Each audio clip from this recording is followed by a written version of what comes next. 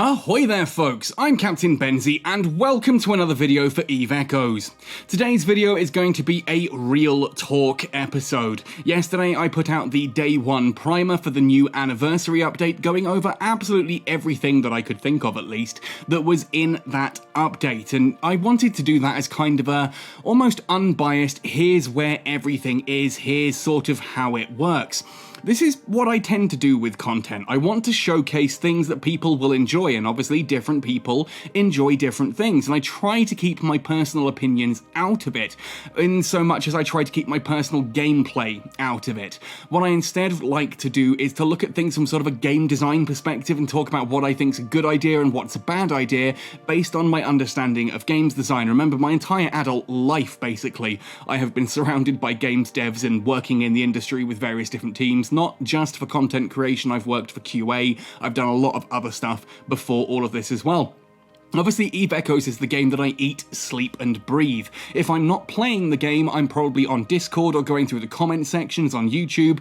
If I'm in-game, I often sit there silently and just watch people. If I'm in Discord and on YouTube as well, I don't always reply, but I am always reading. I collect, I collate, I come up with ideas, I bounce those off people, then I make videos. When people suggest things to me, I go and do some research and bounce ideas off other people, then come back. It's why things like the Hyperion video took 4 months to finally launch, and why people have sent me information for things like the Humpback Combat and the Rattlesnake and the Healer, and to update those videos, and I just haven't done it yet because there's still so much I'm still learning and trying. Anyway, what I wanted to do today then was to talk about this update in my own personal opinions, how this has affected me, and ultimately it has affected me. I'm not even talking gameplay here, I'm talking mental health.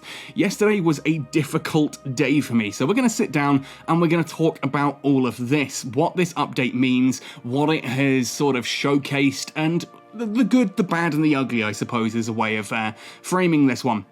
Now, I don't want this to be a negative video. I've said before, I don't ever want to be a negativity YouTuber. I have watched way too many channels die doing that, and it's just not who I am. So, without further ado, we're going to jump in and have a fair look from my perspective as to how this update is going. I'd love to hear your thoughts, but please remember, these are just my opinions. Now, before we jump straight in, it's worth noting that I did manage to get the Probe Neon Gas Core. Special thanks to the very kind donation that got this one all sorted for me. I am super happy with this. I'm glad to be out of the Estero and flying my personal favourite ship in Eve Echoes. I love this ship to pieces. I can get on with the content I'm doing and it just looks amazing now. Anyway, so let's talk about the update. Now, the first and foremost thing you may have already noticed from the thumbnail of this video, Dormant Realms. I have a severe problem with Dormant Realms. Now, Dormant Realms are clearly Eve Echoes' version of Abyssal Dead Spaces, a exclusive PvE instanced event where you go in and you shoot things and you try and survive and do as quick as you can.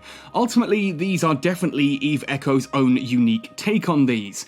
The trouble is, the reason I wanted Abyssal Dead Spaces so badly was because it was 20 minutes of timed content, which is amazing for a mobile game, and it was specifically designed for frigates, destroyers, and cruisers. Now, I've already got the ire of certain other content creators. I was talking about this in the CC channel on Discord yesterday, and I was basically shouted down as, don't you ever think that maybe you're the minority? And I'm like, I know I'm the minority, but that doesn't mean I don't exist, and it's not just me either. There's an entire community of people who like the small ships and would prefer to be flying frigates, destroyers, and cruisers, and don't want to be flying battleships for everything, to which the response was, well, more people are flying battleships. And it's like, well, yes, of course. I live in Bulawayo. This city is massively spread out, and there is no public transport. There are no buses. There's nothing like that to get you in and out of town, so everyone drives. Does that mean everyone wants to drive? No. No, it really doesn't. Everyone flies battleships because that's all there is to do. We've had 2 years of content updates that are entirely based around battleships being the prevalent option. And my sincerest hope was that the Dormant Realm would be the first thing in 2 years to actually buck that trend and give us PvE options for non-battleships. And then we came in, we had a look at it, and no, this is very much battleship-centric. You need a team of basically 4 battleships, logistics, and a Guardian. If you take a Nightmare and say a Hurricane Guardian, then 2 faction battleships of your choice, you'll do pretty okay. The higher difficulties are definitely based around the idea of you having an implant that you have built and upgraded in order to do those. The high difficulties really are difficult. That means there is no place whatsoever for anything smaller than a battleship unless it is a Logi, and quite frankly, I think a lot of people would prefer even then that you were taking, say, a Nesta in. I think the ideal team for this is going to be a Nightmare, a Nesta, and then maybe 2 Macariels or 2 Vindicators or something like that, or a Vindicator and a Mac. I think that is your ideal build for most of these, and most people I've seen going through them, that's basically what they're recommending as well. There's no place for a cruiser. You can theoretically run it with, say, a healer or a phantasm, but why would you? You are rewarded for how quickly you can complete this. And if someone comes along in a cruiser, rather than coming along in a battleship, well, all they're doing is slowing you down, right? And I'm already seeing this. I'm seeing people say, hey, can I bring this? And people are like, nah, mate, we're only taking faction battleships. So not even a Typhoon 2, or a Raven, or like an Apocalypse, none of these, Abaddon, none of these ships can come and join these. People are already segregating it, because of those time restraints, to basically faction battleships. And tell me, is there, anything you can't do with faction battleships these days? PvP, faction battleships do really well. The old faction wargames DIR Reflection was faction battleship centric. If you want to do things like NDS 10s or any form of Nihilist Dead Space really, any form of Nihilist Dead Space or Overseer Dead Space, Inquisitors, Scouts, or just standard anomaly ratting, faction battleships. If you want to go to Claralam, faction battleships. We are not short of faction battleship content here. And to be completely honest, I don't hate people who fly faction battleships. I know people are going to be like, oh, Benzie hates battleships. Personally, yes, I do. I don't enjoy flying them. I tried with the Typhoon 2, I tried with the Macariel, and it's so slow and heavy, and it's just not the playstyle I personally want. If you enjoy battleships yourself, that's awesome. I salute you. Really, really awesome. I just want some content for something that's not a battleship, I want all those people who love flying cruisers, destroyers, frigates to actually have something meaningful to do other than PvP. If you are a Tech 10 cruiser, if you're a Tech 10 player and you want to fly cruisers, you do that in PvP. There is no advantage to using a cruiser for anything else. Like, literally.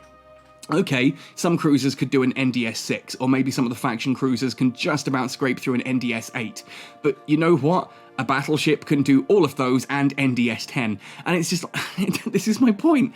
There is nothing there for cruisers, frigates, or destroyers. And ultimately, I was so hoping that that's what this was going to be. And the simple fact is, people are saying, oh, well, maybe like these will be, different modes that add, add a restriction, so it's just cruisers, destroyers, and frigates. And you know what?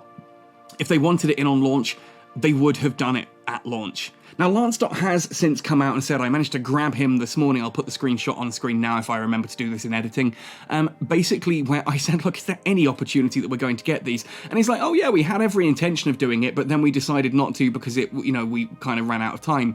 And it's like, so when you ran out of time, you prioritized the thing that we already have content for rather than the new stuff. And now it's a case of, oh yeah, we're going to add more in the future. Presumably after these 2 modes, and with the rate of faction wargames getting new modes, I don't really feel that we're going to have anything until, goodness knows, this time next year, if we're lucky. And this is coming from a player that I love this game to pieces.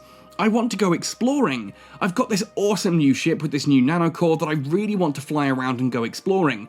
And exploration gets boring after so long because even with a fully tricked out nanocore, even with the best scanning and hacking modules that you can possibly get in EVE Echoes, I can still fail to open difficulty 1 boxes. There's nothing engaging.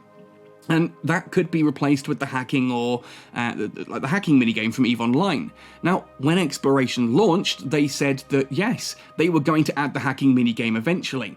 Since then, when people have asked, when are we getting the hacking minigame, it's like, oh yeah, we're getting round to it. And then more recently, when people have asked, it's now not on the plan.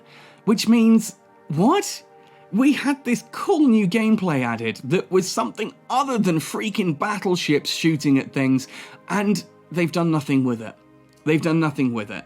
And now we've got Dormant Realms, which are this really cool system. Like, I get it. I get that people are loving these. I love watching Alliance chat as people are forming groups of these and going through them.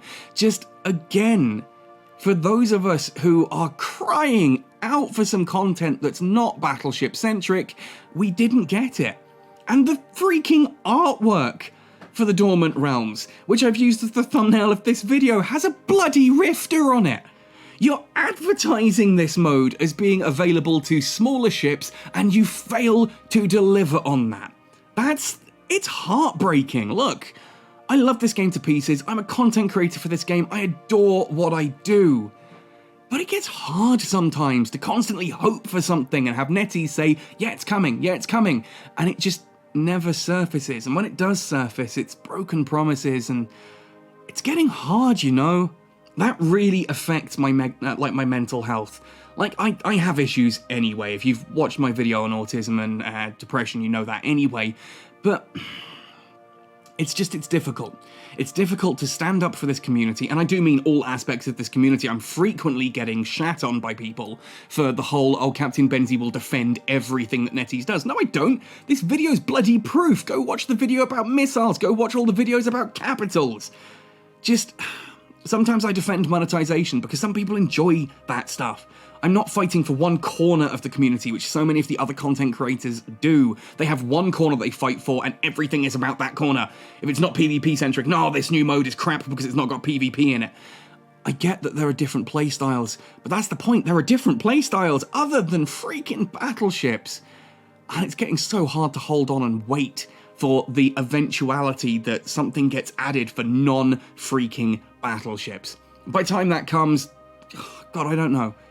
It's kind of a race now between how quickly NetEase can get out that content and how quickly I become disillusioned with the game.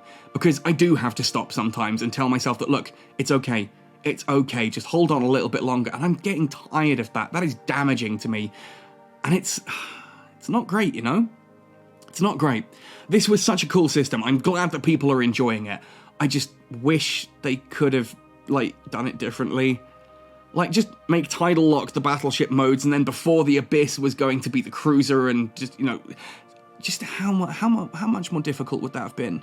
You made 2 modes for battleships and nothing for anything else. That's how I feel on that one. That is how I feel on that one. Some people are going to say I'm wrong. That's my opinion. Let's move on to the store, because the other thing that really did upset me here is the popular nanocores.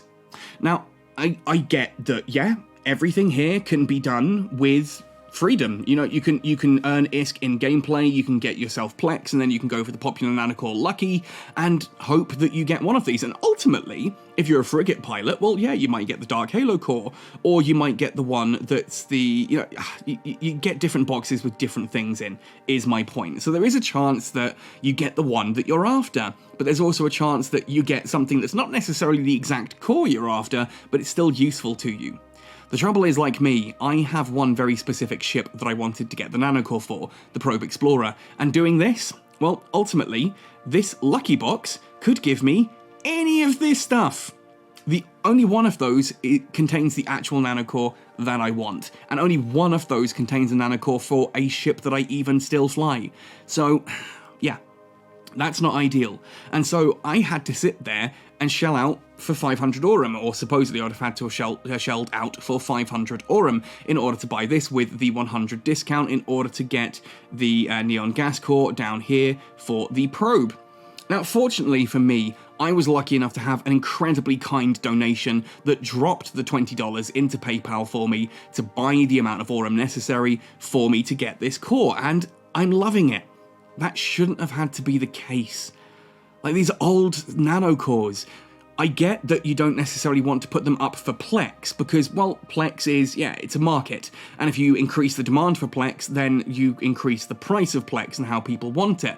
So I get that it needs to be non-Plex. But you know what? We have several stores in here that it could have gone into and helped.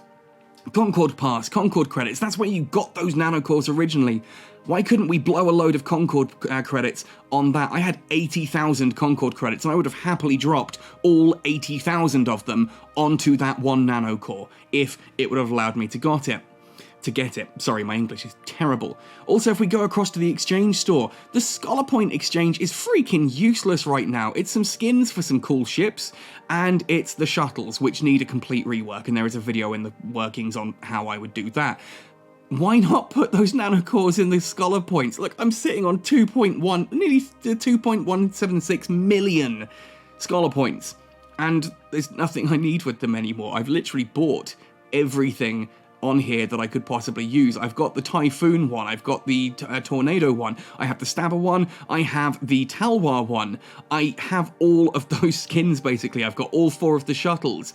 On this side, I only bought the Megathron one because it's the only one of those ships I really fly. Actually, no, I lie, I did buy the Prophecy one as well, but that's my point. I bought stuff that I didn't even need, and I'm still sitting on 2.2 million of these points, and nothing's being done with that store. Why could it not have gone into something useful like that? Heck, I would have even allowed, like, gift IP. You can consume a ton of gift IP in order to get some stuff from the store. That would help get rid of our gift IP problem as well. But no, Aurum. Has to be Aurum. And people say that, oh, everything's a cash grab and that ruins things. It doesn't ruin things. If you're enjoying Dormant Realms, if you're enjoying implants, and you honestly think that the fact that you can pay for the nanocores is ruining the game for you, get some perspective. Because seriously, like, just get some perspective. I'm sick of tired of arguing that one. It's a monetization option. You don't need those nanocores. I didn't need this nanocore. Yes, it's disappointing, but to say that your entire day is ruined just because of it, it's... get some perspective. Ultimately, again, I'm lucky. I managed to get this core, and that actually put a smile on my face after what was a rough day of looking at the Dormant Realm and implants and realizing that none of this was for me, and it had all those broken promises in it. But now, speaking of, let's move into the final section of this video, implants. Now, implants, I know some people are already complaining that there's no industrial implant. There will be more added. They have said there will be more added. There's no exploration implant either, so there's nothing here for me. My hope was that with me being a Guristus player, primarily with like the Worm and the Healer, I could go for some of the Warhead charges or the support projection, I could go for the Bombard tactics or the automatic defense, things like this, and power up those ships so that I could do some more of these Dormant Realms, and that would be really cool. New Dormant Realm content and a new upgrade system to help me through it. There's a couple of problems with that. Obviously, as we've already discussed, the Worm and the Healer just are not going into any of the Dormant Realms anytime soon, because why would you? It's battleship-centric content once a freaking again, and Cruiser and Lower is just left out. It's pointless. Why bring a cruiser? Why would I bring something like a Caracal 2 when I could bring a Typhoon 2, is the basic question here. And yeah, so that's the first problem with this. Secondly, if I decided that actually, you know what, screw it, I'm just going to take the Healer and I'm going to go and do some NDS 6s and hope that some of them have spawned near me, I'm still going to get a load of these new upgrades. Well, the trouble with that is, if we go back into the Dormant Realm, the only way to really get any of these currently is either by going for these particular ones. Now, that's not the one I need. That's one of the ones I need, the Experimental Warhead Charge, or we can go for the Automatic Defense. So there's 2 of them, but what if I don't want any of those? Well, some more over here. There's only 6 of these implants available, is the point that I'm basically getting at here. There are 6 cores currently available for you in the basic way itself. Other than that, you're going to have to wait for people to do a load of these, get the materials, and reverse engineer and build them and sell them on the market. And even then, no, it doesn't appear that they're upgradable from green to blue to purple to orange, which means, yep, if you buy a green one, it's going to run out of uses very, very quickly. If you buy a blue one, well, you've got a bit more versatility of what you can do with that. And if you buy, like, the purple or the orange, well, that's really the way to go. Trouble is, those are bloody hard to get right now through standard gameplay. It's a lot of grinding and a lot of hoping that the chest drops the right thing. Or, you know, you could spend, what's $12.50 or $2,750? Well, $12.50 is £45 that's going to cost me, and the $2,750, which is there, is exactly £90.99 for me. So I could drop £90 buying myself an implant. or I can wait several weeks of grinding and hard blood, sweat and tears in order to get it otherwise. Why? Why did this need to be here? Why did we need to have an ability to jump the queue on this? Add a brand new system and then allow people to just ignore it. They should have made it so that the green ones can be upgraded into blue, blue can be upgraded into purple, purple can eventually be upgraded into orange through grinding so that you can start off with an implant, try it out, and then upgrade it. Look, I'm really glad that it does now, that these can be crafted from the, from the industry panel, that you can reverse engineer all the blueprints and you can, like, get all of that stuff there. If we go in here into the industry, into manufacturer, there is implants. Now, you can do these, and you can do the different tech level versions of them, up to, I think, blue. I think blue is the highest that they go for craftables. Oh no, you can go all the way up to orange. Good, that's good, that's good. I'm very happy with that. So you can reverse engineer these, and you can build them, but the materials for reverse engineering these, ultimately, if we open that one up, crikey, doing this the wrong way, just tap on it standard, then that halting sleeper structure comes from inside the dormants. The automatic defense core comes from inside the dormants. So unless you're a battleship pilot, you're going to have to wait until other people are running these and have used all the ones they want before the system comes into use, because everything is battleship centric. Are you hearing this yet? Like, imagine if that had been opened up to everyone. People like me, newer tier players, could be jumping in on the cruiser destroyer level stuff, and they could be having fun with that. But no, we've got to wait until we're Tech 10 and flying a faction battleship at full skills because reasons. Everything needs to be battleships. Oh, it's hard not to swear on this video. It's just disappointment. It is just disappointment. And it feels like, you know, you're just waiting around for stuff to happen. And then when stuff looks like it's going to happen, it ends up not happening. And I'm getting so tired of that wait. I really am, and it's like this amazing new UI. It does look really nice. I personally adore it. But if we undock, let's just showcase a couple of problems with this finally before I wrap up this overly negative video. So we're going to undock, and it's going to take a while to undock because my internet is being atrocious here in Zimbabwe at the moment. We've got this gorgeous new UI, but look at the whole thing there at the bottom left. Try Discord or Jita. Now try reading it. Like, that's impossible to read once it's over certain things. Now, is there an opacity slider that I can change that so I can read what people are typing there at the bottom? No, there isn't. What if your eyesight's terrible and you just can't make out all of that writing there? Can you resize it? No, you can't. There is a resize slider now in settings. If we go into settings and scroll all the way to the bottom, there is this new main interface control size. The trouble is, it only really affects things like your overview and some of the other bits of text here and there. It doesn't affect the actual chat. And at this point, 2 years into the game, I'm looking at every other bloody mobile game out there and thinking, how have these guys managed to figure out how to resize and move UI elements? Armorjet, it was one of their first big updates, added that really early on into the game. I can't imagine opening up a game like PUBG or Apex or any of these things and not having the ability to move and resize the buttons. Why can't Eve Echoes? This game's been 2 years in and it is an absolute technical marvel, but there is no way to move any of this stuff around or to resize it or to change opacity and things like that. And I've seen people sitting there saying, I love the new UI, but I can't use it. I hate the game because I cannot read text anymore. It is too small for my eyes. And all it would have taken is a bloody slider. And I'm normally the guy who sits there and says, look, if you don't know much about programming, please don't try and say that something would be really easy to add. But I've been around programmers and game developers long enough to know that just being able to manually change the opacity of a text box and manually change the size of the text in that text box, those two functions alone are really, really straightforward and simple. They just require you changing something from a constant to a variable and then programming a slider for it.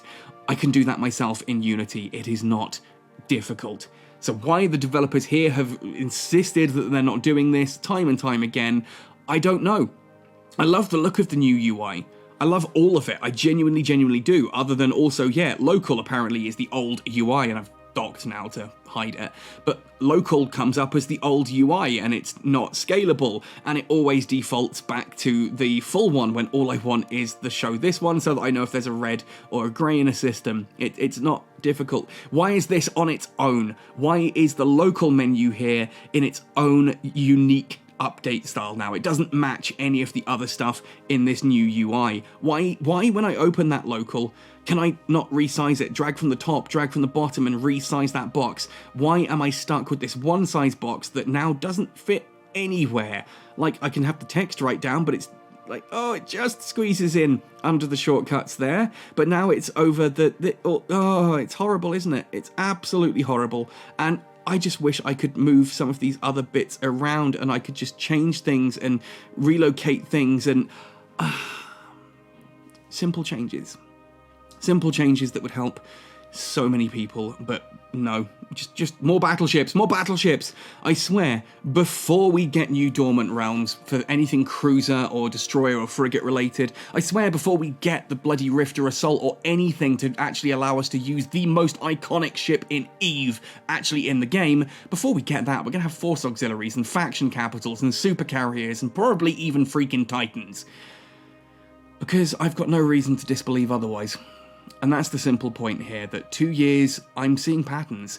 And the hope was that the Dormant Realms, this update could be a swerve to the left. It could finally be the change that we needed to give those pilots something. And I've got so many people DMing me saying, I think this is it, Benzie. I think I'm done. I'm now 2 years into the game waiting for something for me. I'm tired of flying battleships, which I don't enjoy. I'm done. And you know what? I'm getting dangerously close to that point myself, and I don't want to be at that point. I love this game. I love this community. I actually, on a personal level, really love the developers. They're great guys. I get so frustrated. I just get so frustrated, and I don't know what to do about that, other than keep holding on, keep hoping until either I just break down, or until it gets fixed. It's kind of this stressful race to figure out which one of those is going to come first. Now, anyway, folks, that's it for today's video. I'm sorry this isn't some kind of really happy and bouncy Benzie video. This is not the kind of thing I normally do. I don't like to do this kind of stuff, but I kind of felt I needed to, both for the catharsis, to get it off my chest, to tell other people that, no, you're not alone. I see your DMs, I see your suggestions, I see everything that you guys are posting. I'm right there with you. And I just don't know what to do about this anymore. Hopefully, it will be added soon. Hopefully, if I send this to the developers and they watch it, they might take notice and be like, okay, actually, yeah, something does need to be done. Maybe we should prioritize a new dormant realm for smaller ship types. Maybe we should fix the, broken overlays and UIs and things like that. We can hope. We can hope, because that's basically, at this point, all we can do, and hope is getting thin. Anyway, I'm so sorry to do a video like this, folks, but I hope it's been enlightening, if nothing else. Probably not enjoyable, let's be fair. But, I don't know, maybe you feel the same as me. Let me know in the comment section down below. And do also stay tuned, a bit off-brand here, so I'm putting this right at the end of the video. I have been toying with the idea recently, and I've decided, you know what, I'm going for it. I'm going to be opening up a second YouTube channel, not much of a crossover with this one particularly. I'm a big board game fan, so I'm going to be opening up a new YouTube channel as well that will be covering loads of the different board games that I play and how our group handles them and what it's like out here in Zimbabwe. And I'll probably put more of my Zimbabwe life stuff on that channel than I do on this one. I'm thinking this one's going to end up being more sort of gaming, especially space games, whereas the other channel will be board games and life in Zimbabwe. So when that's up and running, I will put alerts out. And I hope some of you will come and join me on that channel, help me get past that first 1,000 subscribers to get the name and start monetizing it and going from there. I think that'd be really cool.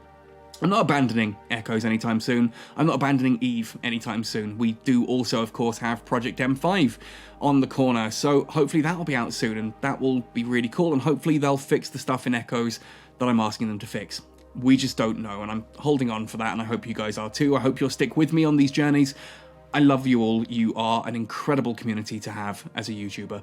Anyway, folks, thank you for listening to this one right the way to the end. It means a lot to me. Happy sailing, and see you in New Eden.